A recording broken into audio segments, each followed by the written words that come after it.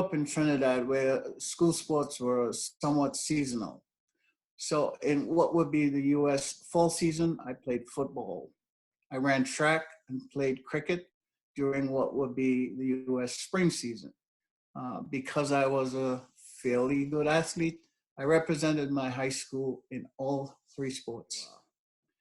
Even while I was playing, I knew that I wanted to become a soccer coach. I worked at youth soccer camps with my college coach, who encouraged me to pursue coaching licensure, to learn the methodology of teaching. Because I had played in college and semi-professionally, I applied for and was granted a waiver from state requirements to get into the national coaching program, where I obtained my C and B licenses.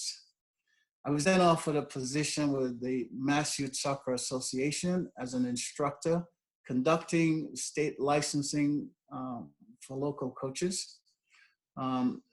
While at MISA, I met Mike Singleton, who was then the executive director and later became the head coach of MIT's men's soccer program.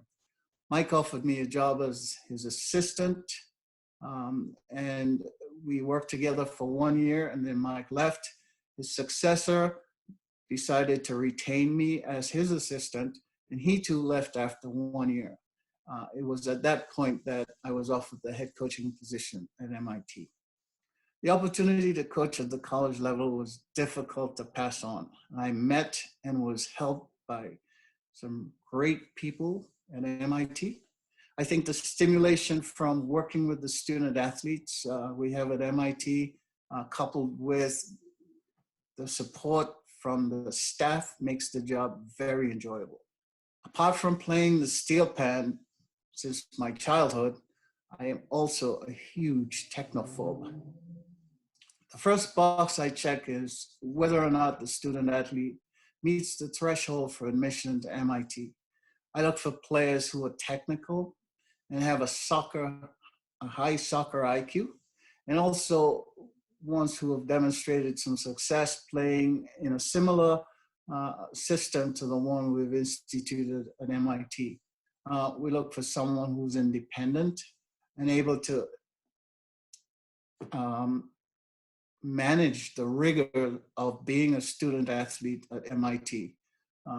Since we are bent on fostering an atmosphere which embraces excellence, I also look for individuals who have demonstrated a willingness to accept personal responsibility. The goal is to make the game fun. We have a particular style of play, so every session is geared towards enhancing the student athlete's ability to succeed while playing in an attacking, attractive style of soccer. We have a 2-hour block for practice, so we train economically, incorporating all aspects of the game: technique, tactics, endurance, all into one session. I was fortunate to have had the opportunity to work with a group of seniors who were not just good soccer players, but very strong personalities. We'd been together by this time for 3 years, since I was the assistant coach for the 2 previous years. And once I became the head coach, they embraced my ideas and were the engine, essentially, that carried us.